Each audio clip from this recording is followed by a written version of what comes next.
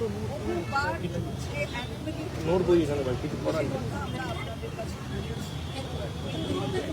আমরা আপনাদের উপর নিরপেক্ষ সংস্থা হিসাবে বিশ্বাস রাখি, কিন্তু সেই বিশ্বাসটা সত্যি প্রমাণিত হচ্ছে।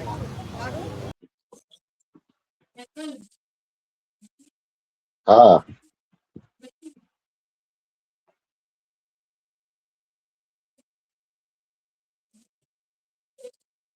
নমস্কার, আপনারা দেখছেন জেটিভি বাংলা।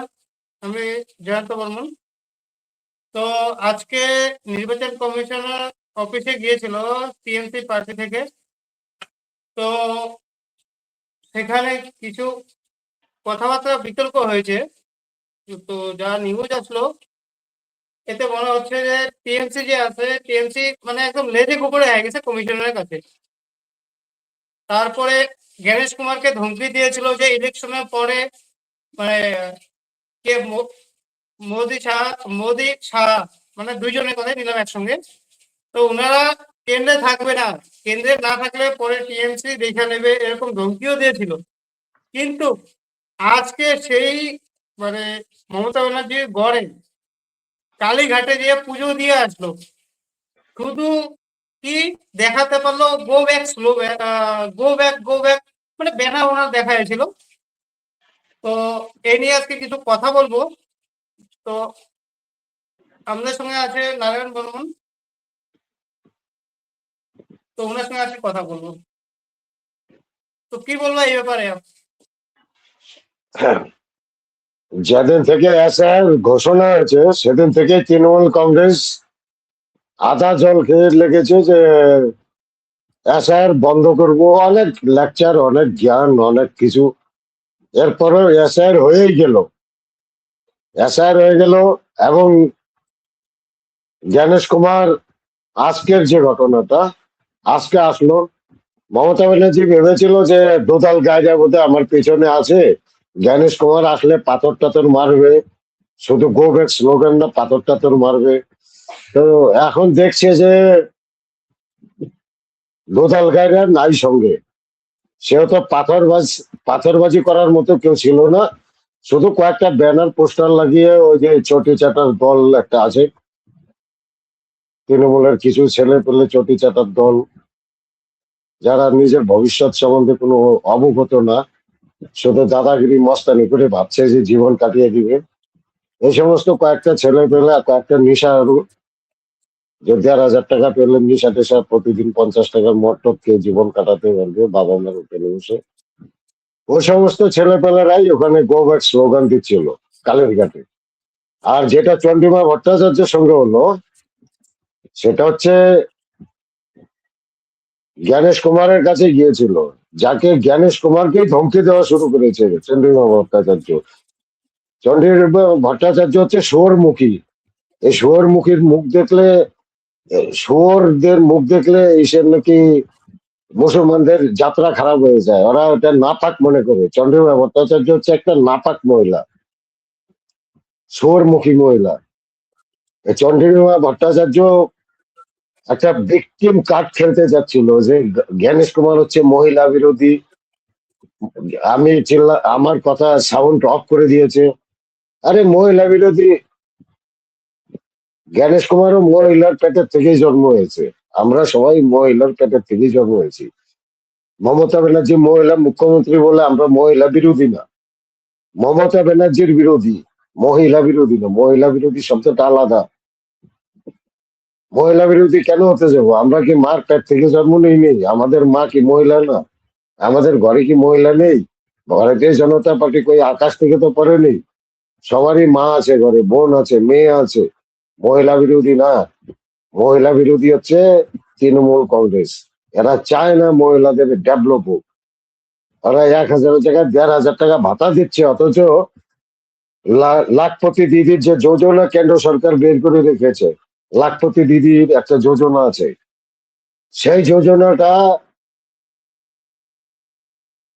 পশ্চিমবাংলার বুকে চালু হতে দিচ্ছে না।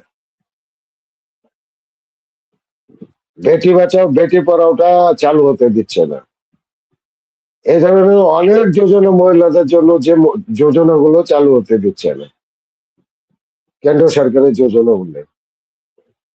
তো মহিলা বিরোধী তৃণমূল কংগ্রেসকে আজকে ঘাত ধাক্কা দিয়ে বের করে দিয়েছে। এর পিছনে কারণ হচ্ছে এরা চাইছে ভোটার লিস্টে রোহিঙ্গিয়া, বাংলাদেশি আর মৃত্যু ভোটার থাক। এরা যে ভোটের মার্জিনে জিতে সেই ভোটটাই হচ্ছে মৃত ভোটার, স্থানান্তরিত ভোটার, তারপর হচ্ছে রোহিঙ্গিয়া, বাংলাদেশি।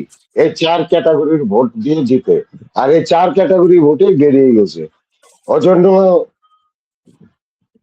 হিংসাত্মক হয়ে হিংসাচারিতার্থ করার জন্য, হিংসা প্রতিফলন করার জন্য, মারাত্মক হিংসাত্মক হয়ে তৃণমূল কংগ্রেস কি করলো, বিডিও, এসডিও, ডিএম, এডিজি, আইন শৃঙ্খলা সবাইকে ব্যবহার করে কিছু হিন্দু নাম কাট করানোর চেষ্টা করেছে। কিছু হিন্দু নাম কাট এই ভোটার লিস্ট থেকে বের করে দিয়েছে, কিন্তু এটা ক্ষণস্থায়ী। কিছুদিন আটকে রাখতে পারলেও আমার আশা, আমার দৃঢ় বিশ্বাস, ভোটের আগেই ওগুলোর নাম ইনক্লুড হয়ে যাবে ভোটার লিস্টে।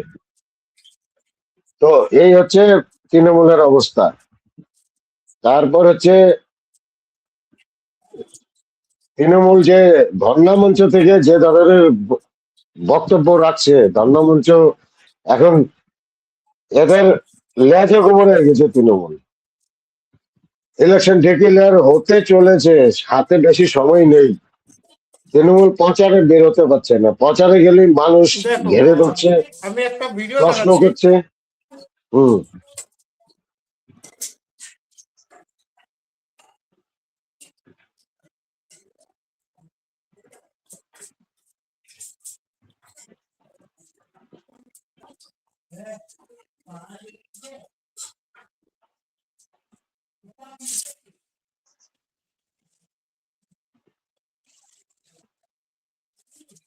ভালো আছেন।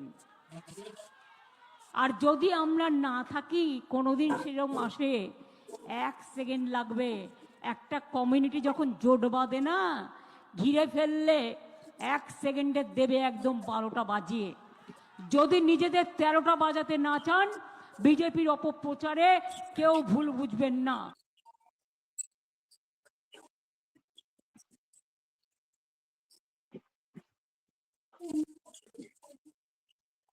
হ্যালো, হ্যাঁ, একটা ভিডিও দেখাচ্ছি, আগে ভিডিওটা দেখো। মমতা ব্যানার্জির মুখে ডায়রিয়া হয়েছে।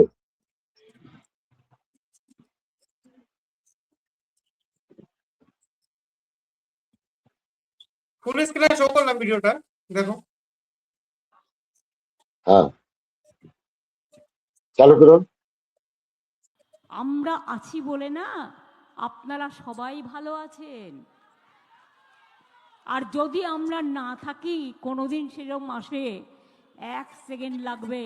একটা কমিউনিটি যখন জোট বাঁধে না, ঘিরে ফেললে 1 এটা সেকেন্ডে দেবে আমার মনে একদম হচ্ছে যে 12টা মুসলিম বাজিয়ে। কমিউনিটিকে নিয়ে কথা যদি বলছে। নিজেদের 13টা বাজাতে না চান, বিজেপির অপপ্রচারে কেউ ভুল বুঝবেন না। এইটা কি যাচ্ছে, মুসলিম কমিউনিটিকে একটু জাগাবো, একটু লড়াই ঝগড়া হবে, ভোটের আগে একটা মারপিট, 2-4টা লাশ পড়বে, এরকম কিছু কি মনে হচ্ছে? মমতা ব্যানার্জি চাচ্ছে মুসলমান লাশের জন্য খুঁজে আছে। 2021 মুসলমান লাশের উপর দিয়ে রাজনীতি করে ক্ষমতায় এসেছে। তো মমতা ব্যানার্জির লাশ খুঁজছে, লাশ, শকুন। ওর মুখে ডায়রিয়া, ও মুখ খুললেই ডায়রিয়া।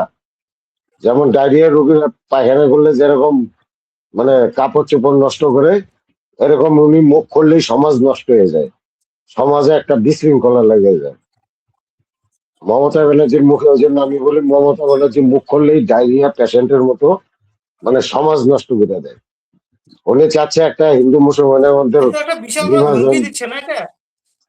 এটা ধমকি হিন্দু সমাজকে দিচ্ছে না, যে মুসলমানরা যদি এক কাট্টা হয়ে যায়, হ্যাঁ, হিন্দুদের 12 বেজে মানে 13 হয়ে মুসলিমরা যাবে। এক জায়গায় হয়ে যাবে, তাহলে হিন্দুদের মধ্যে একটা মারপিট হবে, মানে লয়ের সিস্টেম তো পুরো শেষ। এই ধমকিটা হিন্দুদের দিচ্ছে, মুসলমানকে জাগাচ্ছে যে তোমরা এক কাট্টা হয়ে যাও, হিন্দুদের 13টা বাজায় দাও। তাই তো বলছে মানে যে মুসলিম 13 যদি কমিউনিটি বাঁচাতে না মুসলিমদের চাও। জন্য বানা দিবে নাকি? আরে উনি মুখ খুললে এর আমি আগে বললাম না প্রতিবেদনে করছে কিচ্ছু করতে পারবে না, এবার ফিনিশ হয়ে যাবে ওরা, এবার কিচ্ছু করতে পারবে না। ওনার পুরা প্ল্যান পুরা ইসে মানুষ বুঝতে শুরু করে দিছে, 2021 অব্দি মানুষ বুঝে নাই ওনার কাহিনীটা। এখন মানুষ বুঝতে শুরু করছে ওনার প্রতিটা শব্দকে, এখন মানুষ ডিপলি ভাবে নিয়ে ক্যালকুলেশন করতে শিখে গেছে। এত বড় মিথ্যাবাদী কি কি করতে পারে, একটা সমাজ এবার নষ্ট তো করার ভাই জন্য আমি কি কি বহুত করতে পারে। ভিডিও দেখলাম, এটা আরো ভিডিও আছে আমার কাছে।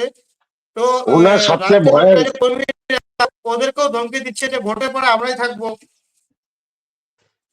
আরে উনি এই জন্য কি বিজেপি চাচ্ছে? বলেছে এবার যে চুনাव হবে, এবার ভোটে 50-50, মানে রাজ্য সরকারের 50% কর্মী, তো কেন্দ্র সরকারের 50% কর্মী লাগবে ভোট কেন্দ্রে কাজ করার জন্য। উনি বাংলাদেশি আর মানে বিজেপি দাবি রোহিঙ্গাকে করছে। বাঁচাতে কেন চাচ্ছে? উনি ভালো করে জানে যে রাষ্ট্রবাদীর সংখ্যা যখন পার্সেন্টেজ বেশি হয়ে যাবে, রাষ্ট্রবাদীর পার্সেন্টেজ বেশি হয়ে গেলে, যারা ভারত প্রেমিক লোকের সংখ্যা বেশি হয়ে গেলে, যারা দেশের জন্য ভাবে বা দেশের হিতের জন্য ভাবে, এই সংখ্যার পার্সেন্টেজ যদি বেশি হয়ে যায় পশ্চিমবাংলায়, তাহলে মমতা ব্যানার্জির 12টা বাজে 13 হয়ে যাবে। মমতা ব্যানার্জি এমনি শেষ, এখন বুঝতে শুরু করছে মমতা ব্যানার্জি যে রাষ্ট্রবাদীর সংখ্যা বেড়ে গেছে পশ্চিমবাংলায়, কি হিন্দু কি মুসলমান, রাষ্ট্র নিয়ে ভাবতে শুরু করছে, ব্যক্তির স্বার্থ থেকে রাষ্ট্রের স্বার্থ বেশি ভাবতে শুরু করে না, দিছে। মুসলিম ভোট ওই তো, জন্য মুসলিম ভোট তো আমাদের পাবে না, বিজেপির পাবে না, একটা মুসলিম মানে ভোটের যে চিন্তা করতে হবে নেতা না। আছে অনেক, বিজেপি, এবার মুসলিম ভোট শুভেন্দু বিজেপিও অধিকারী পাবে। বলছে যে যে মুসলিম ভোট যে আছে এবার টোটালটাই নিয়ে নেবে এসে, হুমায়ুন কবির পুরো মুসলিম ভোটটা নিয়ে নেবে, তার জন্য মমতা রাত্রেও পুরো মুসলিম ভোট চলে যাচ্ছে, এই জন্য উস্কানি দিয়ে একটু নিজেরা বানাচ্ছে, পু- এরকম কিছু নাকি? পু- পুরা নেট না নেট আমি যতটুকু জানি, এবার পার্সেন্টেজ বাড়তেছে, পশ্চিমবাংলার বিজেপির পক্ষেও মুসলিম ভোটের সংখ্যা বাড়বে, পার্সেন্টেজ বাড়বে। আগের বার কত পেয়েছিল, 3 না 4% না 2% ভোট পেয়েছিল মুসলিম ভোট, এবার 7 থেকে 8% মুসলিম ভোট পাওয়ার সম্ভাবনা আছে। যাই হোক, মুসলিম ভোটের সংখ্যা বাড়বে বিজেপি। এবার মমতা ব্যানার্জি মুখ খুললে ডায়রিয়া, আমি এই জন্য বলি, উনি মুখ খুললেই চায় কি একটা সমাজের মধ্যে দাঙ্গা সৃষ্টি করতে। অনেক মানুষের খুনের রক্তে ওনার আঁচল ভিজা আছে, আঁচলের লাল কালি উঠবে না। ওনাকে আমি কাঠল রানী বলি, কাঠল রানী। মানুষ কয় যে কি রানী বলা যেন, চুরের রানী, আমি বলি কাঠল রানী, মানে সব রানীর শ্রেষ্ঠ রানী, চোরের রানী, ডাকাতের রানী, ঘোটালাবাজের রানী, চাকরি চুরির রানী, সবকিছুর মূল হচ্ছে কাঠল রানী। আর actually এখন উনি মানে পশ্চিমবঙ্গের বাচ্চা বাচ্চা জানে যে চোরের রানী মানে আমাদের উনি মুখ্যমন্ত্রী। হ্যাঁ, হ্যাঁ, উনি ভালো করে জানে যে রাষ্ট্রবাদীর সংখ্যা বেড়ে গেছে পশ্চিমবাংলায়। রাষ্ট্র নিয়ে চিন্তা ভাবনা করার, রাজ্য নিয়ে চিন্তা ভাবনা করার লোকের সংখ্যা বেড়ে গেছে। ব্যক্তির স্বার্থ থেকে সমাজের স্বার্থে বেশি দেখতে শুরু করছে পশ্চিমবাংলার মানুষ। এটাই দিদির ভয়ের কারণ, আর কিছু না। দিদির ভয়ের কারণই হচ্ছে মমতা ব্যানার্জি, এই কাঠল রানের ভয়ের কারণই হচ্ছে যে মানুষ এখন নিজের ব্যক্তি স্বার্থ থেকে সমাজের স্বার্থ দেখতে শুরু করছে। কারণ ওই সমাজ এই নিজের ছেলেপেলেকে বড় করতে হবে।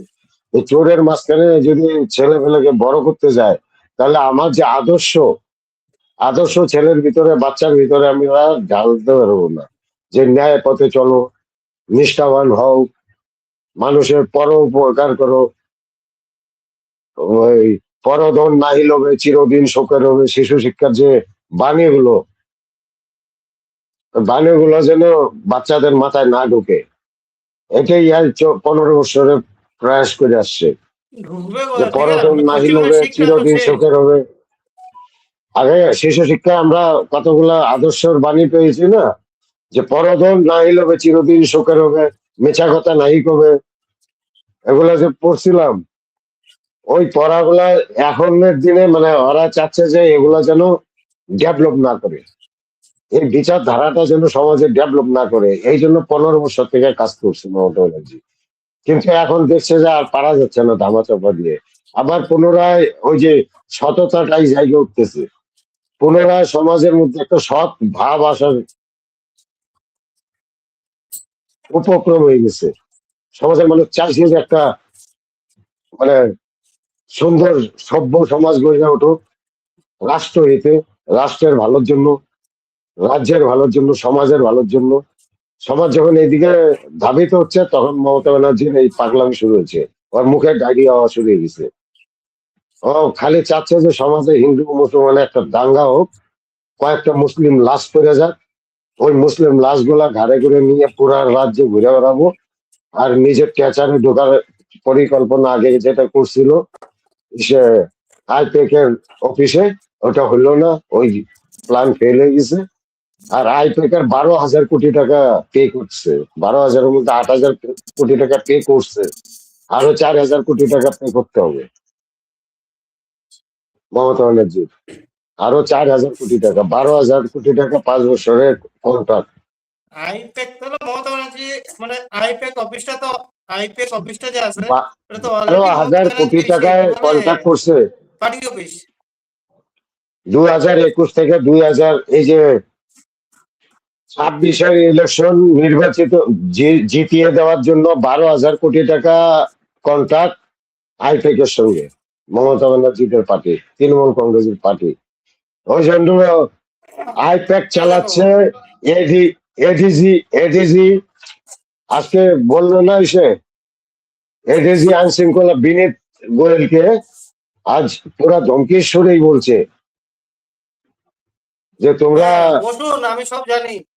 হ্যাঁ, তোমরা নাইক্রোটিক অ্যাডভাইজার বোর্ড কেন গঠন করনি? এরা এই জন্য এডিজি আইন শৃঙ্খলা বিনীত গোয়েলের জন্য গঠন করতে পারেনি। ওটা গঠন করলে মানে নাইক্রোটিক অ্যাডভাইজার বোর্ড গঠন করলে কি হবে, তাহলে এই যে একটা মানে কাঁচা পয়সা ওখান থেকে আমদানি হচ্ছে মদের থেকে, ঠিক আছে, ব্যাপক হারে কাঁচা পয়সা আমদানি হচ্ছে, ওই আমদানিটা বন্ধ হয়ে যাবে। আমদানি বন্ধ হলে 12,000 কোটি টাকা যে কন্ট্রাক্ট করছে এখন অব্দি 8,000 কোটি টাকা দিয়ে দিছে, আরো 4,000 কোটি টাকা পে করতে হবে এই কয়েক দিনের মধ্যে, মনে কর এই ইলেকশন শেষ হওয়ার আগে।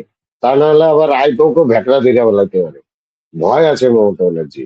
আর এই জন্যই বিনীত গোয়েলকেও পুরা যা আমাদের মেশিনারি আছে, টোটাল মেশিনারিটাকে পরিচালনা করছে আইপেক, এডিজি আইন শৃঙ্খলা বিনীত গোয়েলকে পরিচালনা করে আইপেক। তারপরে সারদা কাণ্ডে যে ওই ফাইল টাইল চুরি করে নিয়ে গেল, সেই ফাইল টাইল সব লোপাট করার যে একটা গুরু দায়িত্ব পালন করছিল কি কুমার জানো, রাজীব কুমার, এখন তো রাজীব আবার কুমার। মানে রাজীব কুমার বলা যাবে না, হ্যাঁ, এখন তো এখন ইসে হয়ে গেছে রাজ্যসভার সাংসদ বানায় দিছে। রাজ্যসভা। এখন এখন হ্যাঁ, কিন্তু ডিজি ডিজি পদে নাই, অথচ কি করতেছে এখনো ওই ডিজির যে বাংলোর আছে, ওই বাংলোর ইস্তেমাল করতেছে, মানে যা চাচ্ছে হ্যাঁ, তাই, ওইটা যা এখনো মর্জি তাই অভ্যাস অ্যাশ তো। করে নিচ্ছে রাজ্যের এটা মমতা পাবলিকের ব্যানার্জি টাকার গিফট উপর করছে, দিয়া। এতদিন যে বাঁচা রাখলো, মমতা ব্যানার্জি তো ওই গিফট জন্য করছে, কি কিন্তু কার ঠিক করছে। টাকায় কার পয়সায় যাচ্ছে এগুলো, এই যে এরা ইয়াস ও আরামের জিন্দগি বিতাচ্ছে। তোমার এখন আমার ডিজি না আমাদের করছে ডিজি, পশ্চিমবঙ্গবাসীর। পশ্চিমবাংলাবাসীর বুঝতে হবে এই ব্যাপারগুলো, ঠিক আছে। আশা করি আমাদের আলোচনা ভালো লেগেছে, বা ভালো না লাগলে কোথায় কোথায় আমাদের মিস্টেক হচ্ছে অ্যাডভাইস করতে পারেন। অ্যাডভাইস করার জন্য আমাদের স্ক্রিনে চলছে নাম্বার, এবং আমাদের ভিডিওটা সাবস্ক্রাইব করবেন, এবং আমাদের ভিডিও একটু আগে বাড়ানোর জন্য সাহায্য করবেন। বিশেষ করে রাষ্ট্রবাদী মানুষদের কাছে আমার বিশেষ অনুরোধ।